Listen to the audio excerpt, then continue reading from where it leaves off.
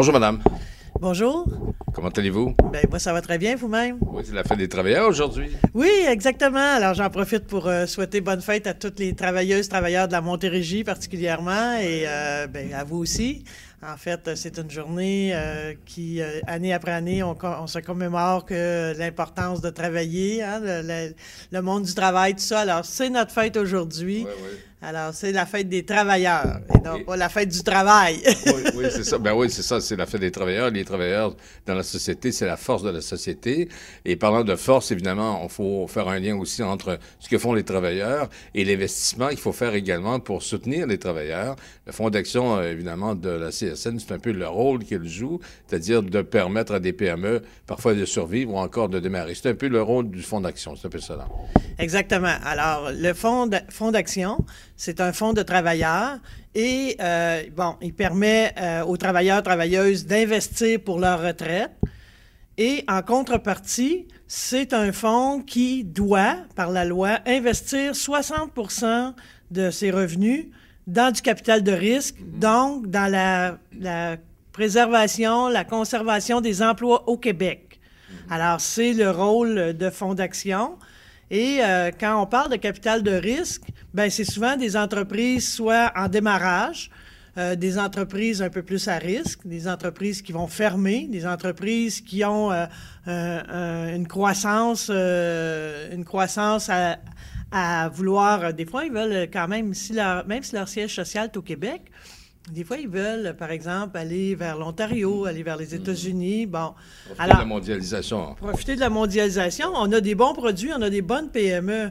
Vous savez, Fonds d'action a soutenu et travaillé à garder plus de 27 000 emplois au Québec depuis sa création. C'est pas rien, là. C'est pas rien, certain. Fait que ça, là, ça veut dire que c'est de l'investissement qui, par exemple, dans la dernière crise économique, s'il n'y avait pas eu les fonds de travailleurs, là, ben je regrette qu'il y aurait eu pas mal plus de massacres au Québec. Et ça, le gouvernement du Québec a compris ça. C'est d'ailleurs pour ça que le 28 mars dernier, ils ont voté à l'unanimité à l'Assemblée nationale une motion pour dire au ministre Flaherty de reculer sur le fait qu'il veut enlever le 15 % de crédit d'impôt progressivement là, entre 2015 et 2017. Okay. Alors, mécaniquement, comment est-ce que ça va se faire, finalement, cette politique du gouvernement fédéral de vouloir quasiment abolir le crédit d'impôt de 15 % c'est ça, c'est 15 ou 30? C'est 15 % fédéral, c'est ça. C'est ça. Ça ne touche pas le provincial nécessairement, là. Non. Actuellement, en fait, quand les gens investissent personnellement, hein, c'est des investissements personnels, quand on investit dans un fonds de travailleurs... On a une pièce, là. Je ne mets jamais une pièce. Bon, alors, mettons que vous investissez une pièce, vous avez le retour d'impôt, comme un REER régulier. D'accord. Alors, si vous êtes imposé à 40 % on va faire un chiffron, si vous êtes imposé à 40 % vous avez le retour d'impôt. Après ça, on a les crédits d'impôt. Les crédits d'impôt, ça peut être pour aider un aîné à demeurer à domicile. Il y a plusieurs crédits d'impôt. Ouais. Il y en a un pour les fonds de travailleurs. Okay. Au fédéral, c'est 15 % et au provincial, pour fonds d'action, c'est 25 % OK. Ça veut dire que pour une pièce que vous investissez dans un fonds de travailleurs, vous avez 70 sous de retour d'impôt. Donc, votre dollar vous a coûté 30 cents. Ben oui. En fait, là, tu sais, si on C'est regarde quoi ça. l'argument du fédéral de vouloir sabrer là-dedans? Est-ce que parce que l'argent reste au Québec, elle va pas ailleurs au Canada? C'est quoi? Ben, C'est quoi finalement leur prémisse là-dedans? Là, en fait, on a au fait ministre? une étude pour voir combien coûte au gouvernement du Canada, combien coûtent les crédits d'impôt qu'ils nous donnent. Ouais. Alors ça, là, c'est vraiment fait avec une étude qui est reconnue même par le gouvernement du Québec pour dire combien l'investissement. Est-ce que le provincial ne peut pas reprendre ça, c'est-à-dire augmenter les crédits d'impôt pour arriver aux 40 % finalement? Bien, en fait, au niveau fédéral, le 15 % là, à chaque dollar que le gouvernement débourse pour le crédit d'impôt, ça lui rapporte en salaire et en protection sociale fédérale, l'assurance emploi, tu sais, l'emploi direct, indirect, là, ça lui rapporte 1 piastre et 5. Donc, c'est plus payant. Excuse-moi, c'est 1 piastre et 26 au fédéral. Et au Québec, parce qu'on a plus de protection sociale, la CSST, la RRQ, tout ça, pour le provincial, chaque dollar que le gouvernement donne pour les crédits d'impôt à Fonds d'action, parce qu'on a 25 à ce moment-là, c'est plus de 2,05 $ que le gouvernement reçoit en impôts. Donc, c'est faux de prétendre que ça coûte de l'argent et au fédéral ou au provincial, parce qu'il y a des retombées dans les coffres au niveau des impôts. Donc, à ce moment-là, ce que le gouvernement Flaherty, le ministre Flaherty, veut mettre de l'avant, il veut mettre quelque chose comme un gros pot Québec, Canada, incluant toutes les provinces du Canada, coast to coast. Il veut faire un gros pot de 400 millions sur 10 ans, puis donner ça à l'entreprise privée pour gérer. Ah ouais. Oui. Mais je vous rappelle que le Fonds de solidarité, la FTQ, et Fonds d'action CSN, on investit plus que ça par année dans l'économie du Québec. Ça veut dire que les peanuts que le gouvernement fédéral voudrait, moi, je pense que c'est une attaque frontale aux travailleurs, puis c'est une attaque frontale au Québec aussi. Ça ressemble à l'arnaque aussi, aller chercher 400 millions, là. Écoutez, les fonds de travailleurs au Québec, ça fonctionne. Ouais. Hein? Ça fonctionne pour l'investissement. Ça fonctionne très bien, là. Les gens comprennent de plus en plus. Les jeunes, ils vont rapper avec Fonds d'action. Là, ils ont le même retour d'impôt pour payer leur rap, là, pour l'accès à la propriété première maison. Bon, alors, puis les fonds de travailleurs, là, ça appartient pas juste à CSN et à FTQ, là. Il y a plus de la moitié de nos actionnaires qui sont même pas dans une centrale syndicale, sont même pas syndiqués. Donc, monsieur et madame, tout le monde Ils viennent de peut... l'extérieur, hein, c'est Exactement. ça. Okay. Pour la Montérégie, c'est 23 000 personnes qui sont actionnaires. C'est une des plus grosses régions au Québec, qu'on a une des plus grosses régions en termes d'actionnaires à Fonds d'action. Donc, les gens ont compris qu'il faut épargner pour la retraite. Au même moment où on a un débat au Québec sur les fonds de pension, avec le rapport d'amour qui s'en vient, bien, qui est arrivé, mais que le débat s'en vient, au même moment où on veut augmenter les chances de bonifier la retraite, tout ça, au même moment, le gouvernement fédéral, lui, dit « ben non, moi, ça marche pas ». Puis, c'est vrai qu'il existe dans des autres provinces des fonds de travailleurs, mais il y a entre 75 et 80 de l'actif des deux fonds confondus avec tous les fonds du Canada qui sont au Québec.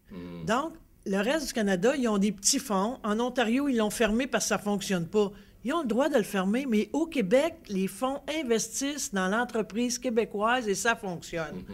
En Montérégie, vous avez une idée un peu à quoi représente, ce que ça peut représenter comme valeur financière, le fonds d'action, ou en Montérégie, en Montérégie financière, ouais. Mais actuellement, il y a encore 13 entreprises que Fonds d'action, je vous remettrai la liste, il y a 13 entreprises que Fonds d'action accompagne, soutient, développe avec eux. C'est pas nécessairement des entreprises syndiquées à la CSN. Là, pas du tout. D'ailleurs, la plupart sont pas syndiquées.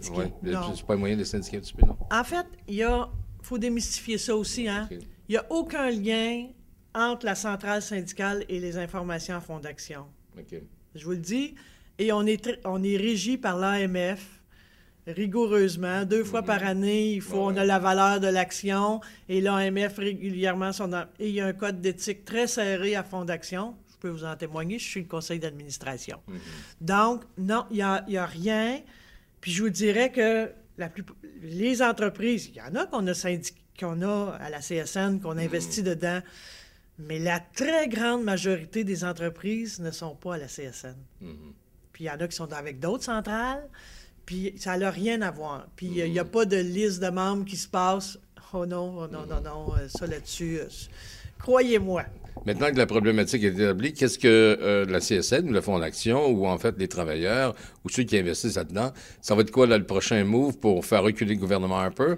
Évidemment, sur 3 ans, d'ici 3 ans, il peut y avoir des élections fédérales, ça peut changer. Le NPD peut prendre le pouvoir, puis tourner à gauche complètement, puis favoriser encore le Fonds d'action. Mais d'ici ce temps-là, qu'est-ce que vous prévoyez faire pour forcer le gouvernement de changer de bord? En fait, là, il y a un côté que la balle est dans le camp de Fonds d'action. Je suis au courant que Fonds d'action va rencontrer en commission budgétaire le ministre pour le faire virer son capot de bord, comme on dit. Ouais. Alors, on va aller faire la démonstration au ministre Flaherty que ça ne tient pas la route au Québec puis que ça ne passe pas. Ça, c'est une première affaire. Avec toutes les études qu'on a faites, on va y démontrer que, au contraire, c'est payant d'investir dans des crédits d'impôt. Une preuve comptable, là. Exactement. Ouais. Et aussi une preuve aux entreprises, parce que la dernière crise financière, on s'en est sauvé relativement pas pire au Québec, en Montérégie aussi, mais c'est pas les banques et caisses qui ont fait Qui ont soutenu l'économie, qui ont sauvé l'économie. Ben non, c'est le capital de risque qui ça, faisait, qui soutenait les entreprises.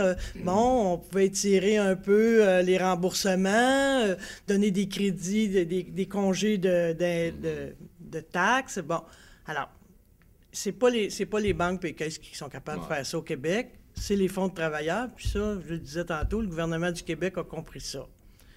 Deuxième élément, bien, on invite la population, l'ensemble de la population, incluant les entreprises, incluant tout le monde qui comprend c'est quoi le capital de risque et c'est quoi que ça sert à un fonds de travailleurs qui investissent, à signer la pétition en ligne. Alors, il y a une pétition en ligne qu'on retrouve sur le site de Fonds d'action et sur le site de la CSN pour signer. Et dans cette pétition-là, on peut même écrire nos commentaires au ministre Flaherty. Fait que je vous invite à l'écrire.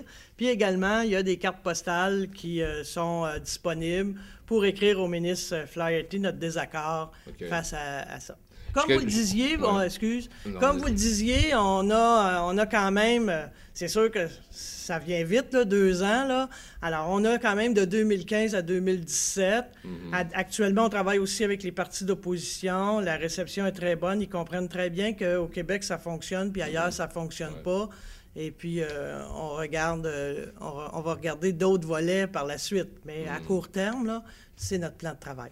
On a parlé du plan financier, sur le plan social, sur le plan dissuasif, voilà.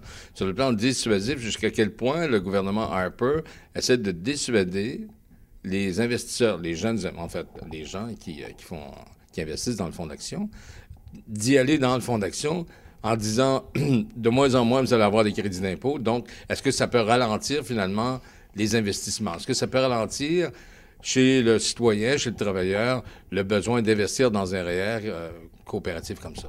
Bien, en fait, ce qu'on pense, on n'a pas d'études encore parce qu'on ne sait pas ce qu'on souhaite, mais il est clair que c'est pas tout le monde on peut investir 5 000 $ par année. Et actuellement, la moyenne, c'est autour de 2 500 $ pour les femmes, puis un petit peu plus pour les hommes, la moyenne. Et on a une moyenne aussi de travailleurs qui investissent, c'est du monde qui gagne moins de 50 000 $. Fait que c'est pas vrai que c'est les riches qui investissent. C'est pas vrai que c'est les riches qui investissent dans les fonds de travailleurs, puis c'est pas vrai que c'est les riches qui investissent dans les REER, ils en ont pas besoin. Mais est-ce que ça peut dissuader, par exemple, les travailleurs d'investir dans le fonds d'action, cette politique du gouvernement? Là? C'est clair que ça va... Tu sais, si t'as tant dans ton enveloppe à la fin de l'année à investir, puis t'as pas le crédit d'impôt, ben tu sais, t'en réinvestiras pas plus. Il y a le fonds d'action qui va en écoper. Il y a le fonds de solidarité. Il y a tout aussi derrière de type coopératif qui peuvent aussi, parce qu'on tombe un petit peu dans le REER coopératif là-dedans. Là. En fait, ma compréhension, c'est juste les 2 fonds de travailleurs qui sont touchés. Et c'est pas les REER des caisses parce qu'eux, ils n'ont pas les crédits d'impôt. Fait que c'est juste les 2 fonds de travailleurs. Mais ce que je voulais vous dire là-dessus aussi, c'est que c'est clair que s'il y a moins d'entrée d'argent, le crédit d'impôt, là, il ne vient pas à fonds d'action. Ça, c'est l'individu qui reçoit le crédit d'impôt. Bon, ça, c'est une première chose. Donc, si les gens investissent moins, ils n'ont pas de crédit d'impôt. Ils n'ont pas le crédit d'impôt. Fait qu'au lieu d'investir 2 000, bien là, ils vont peut-être en investir 1 700 parce qu'il lui manque le 150 $, 200 $ de crédit d'impôt qu'ils n'ont pas. Fait qu'ils vont investir un peu moins. Ça veut dire qu'il y a moins d'argent qui rentre à fonds d'action. S'il y a moins d'argent qui rentre dans les coffres des fonds de travailleurs, bien, automatiquement, il va y avoir des resserrements de critères pour investir dans les entreprises. Il va y avoir moins de risques peut-être qui vont être pris. Il va y avoir moins d'idées de démarrage. Tu sais, une entreprise qui démarre là, dans les hautes technologies, là, c'est pas évident. Alors, on en a plusieurs comme ça. Alors, c'est ça le fait que ça va avoir un effet sûrement sur les investissements et ça va avoir un effet sur les actionnaires. Donc, c'est pour ces raisons-là que je pense que la population doit appuyer la pétition en ligne. D'ailleurs, il y a plus de 11 000 hier, il y avait plus de 11 000 personnes qui avaient déjà signé la pétition en ligne, puis on la commence. Donc, il y a un intérêt certain, là. On a déjà 120 000 actionnaires à Fonds d'Action, puis le Fonds de solidarité en a plus parce que ça fait plus longtemps qu'il existe. Donc, au Québec, là, mettons que le monde, il commence à connaître ça un peu.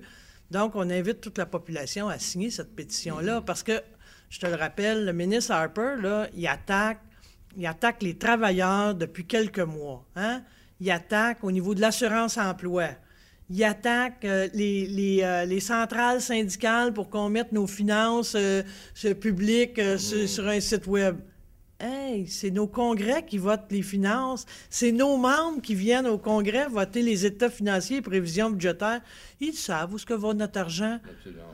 Alors, pourquoi le ministre Harper s'acharne sur le Québec et s'acharne actuellement sur les travailleurs? Puis, bien là, pour investir dans un fonds de travailleurs, ça le dit, il faut que tu travailles. Tu ne peux pas investir dans un fonds de travailleurs si tu ne travailles pas. Alors voilà, c'est encore une autre attaque aux travailleurs. En cette journée de la fête des travailleurs. Ma question, mon autre question, c'est dans le geste du fédéral. Dans le geste du fédéral, est-ce que en réduisant progressivement de 5 % par année ce crédit d'impôt, donc évidemment, c'est des crédits d'impôt de moins pour les travailleurs, c'est en ayant moins de crédits d'impôt, on paye plus d'impôts. Est-ce que c'est pas une façon de faire une ponction fiscale chez les travailleurs, chez le monde ordinaire, en voulant éliminer progressivement, finalement, le fonds d'action? Écoutez, il faudrait peut-être lui poser la question à lui-même, mais en même temps qu'on vous dit ça, en même temps, il fait rien pour que les entreprises se sortent des fois d'une mauvaise passe, etc. Tu sais, moi, je trouve ça tellement regrettable de voir qu'on s'attaque à quelque chose, une institution qui fonctionne. Ça me rentre pas dans la tête de voir. Puis, un élément que je voulais mentionner à vos auditeurs, c'est qu'il n'y a jamais eu de consultation avant le budget. Là. On a appris ça au même moment qu'il sortait le budget, le 21 mars dernier. Ben, il dit tout le temps, il est majoritaire. Il est majoritaire, et puis je pense qu'il se fout un peu là, de l'opinion, puis je pense qu'il va falloir qu'il regarde au Québec, et puis c'est à souhaiter aussi que dans le reste du Canada, il y ait des pressions qui commencent à s'organiser là aussi, mais qui vont être sûrement moins fortes qu'au Québec, encore une fois. Bon, il serait peut-être favorable au fonds d'action s'il y avait des investissements dans le pétrole, non? Je ne sais pas. Les sables bitumineux. En fait, mais nous, à Fonds d'action, notre créneau, on regarde aussi, c'est les PME, mais c'est aussi les PME soucieuses de développement durable, d'environnement, etc. C'est un peu notre créneau, là. C'est pas exclusif, mais on tente de regarder ça. Donc... Poirier, merci. Bien, je vous remercie. Bonne chance dans votre démarche. On va vous soutenir là-dedans. Bien, parfait. Merci beaucoup. Bonne fin de journée.